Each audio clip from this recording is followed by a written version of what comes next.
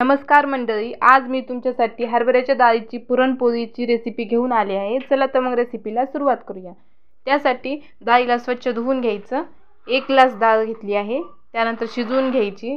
व्यवस्थित डाळ एका शिट्टीला शिजते।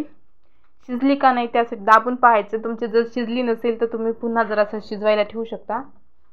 हे पहा, अशी मऊ होते डाळ। त्यानंतर मी चाळणीने हे घेतले आहे, गाळून घेतले पुरण। त्यात 1 ग्लास साखर टाकले। 1 ग्लास डाळीला 1 ग्लास साखर वापरायची।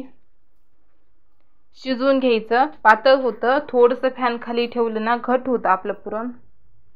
पीठ चुरून घेतलं आहे मी। त्यात मीठ टाकून चुरायचं पिठामध्ये।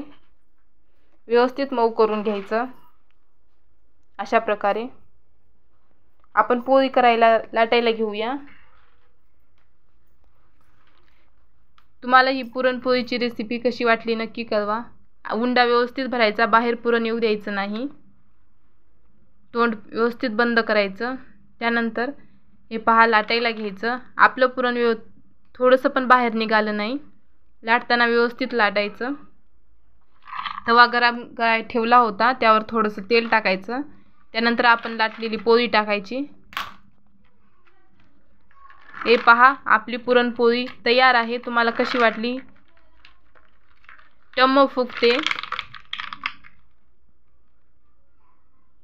सगळ्या पोळ्या अशाच प्रकारे करून घ्यायच्या। खायला पण खूप छान लागते। करायला पण सोपी रेसिपी आहे, तुम्ही नक्की ट्राय करा। आता आपण कढीची रेसिपी पाहूया। त्यासाठी चुलीवरची चव येण्यासाठी कांदा व्यवस्थित भाजून घ्यायचा।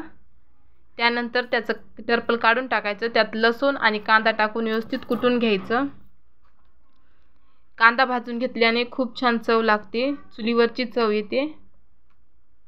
चिंच थोडी भिजू घातली होती मी, हे पहा।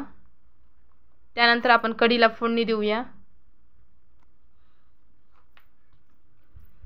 तेल टाकायचं। त्यात आपण कुटलेलं मटेरियल टाकून द्यायचं। त्यानंतर खोबर ते टाकायचं। लाल तिखट, मीठ, हळद, थोडासा मसाला टाकून व्यवस्थित सगळं मिक्स करून घ्यायचं। आणि पुरणपोळी गाळल्याच्या नंतर जे पाणी होतं ना, तेच कढीला वापरायचं असतं।